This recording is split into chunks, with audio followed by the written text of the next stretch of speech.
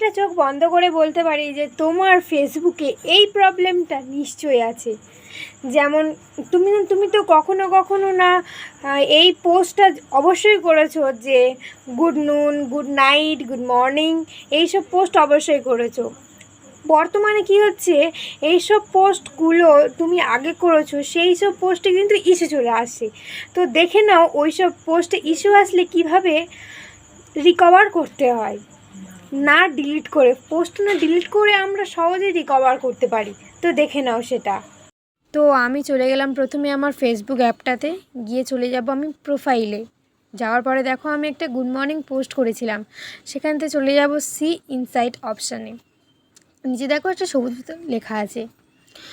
তো যাওয়ার পরে আমি চলে যাব this post reach could not be improve. এইখান থেকে লেখাটা তোমরা দেখা পাচ্ছ, এই পোস্টটা কিন্তু তোমাদের আর অন্য কারো কাছে যাবে না, কারণ ফেসবুক এখন নতুন করে এইটাই সমস্যা হচ্ছে। তো এটাই নিয়ে আজকে তোমাদের বলবো।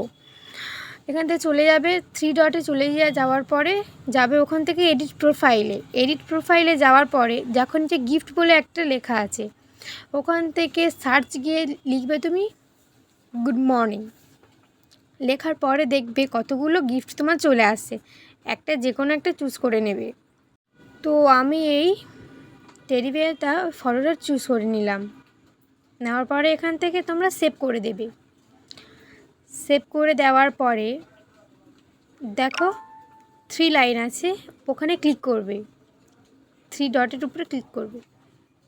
থ্রি ডটে ক্লিক করার পর দেখো এডিট পোস্ট, ক্লিক করবে।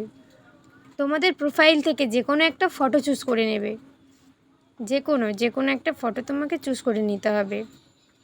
আমি এই ফটোটা চুজ করলাম। চুজ করে নেওয়ার পরে তুমি সেভ করে দেবে। দেখো উপরে সেভ বাটন আছে, সেভ করে দেবে উপরে। সেভ করে দিলে এবার তুমি যখন তোমার প্রোফাইলে দু একবার ফ্রেশ করে নেওয়ার পরে আবার তুমি যখন চলে যাবে সি ইনসাইট অ্যান্ড অ্যাডসে যখন চলে যাবে, তোমার ওই পোস্টের নিচে দেখো গ্রিন টিকটা এসে গিয়েছে, মানে তোমার এই পোস্টটা এবার সবার কাছে চলে যাবে। তোমার লাইক কমেন্ট শেয়ার করতে, যদি এটা ভালো লেগে থাকে তো একটা লাইক কমেন্ট শেয়ার করে দিও। Bye bye.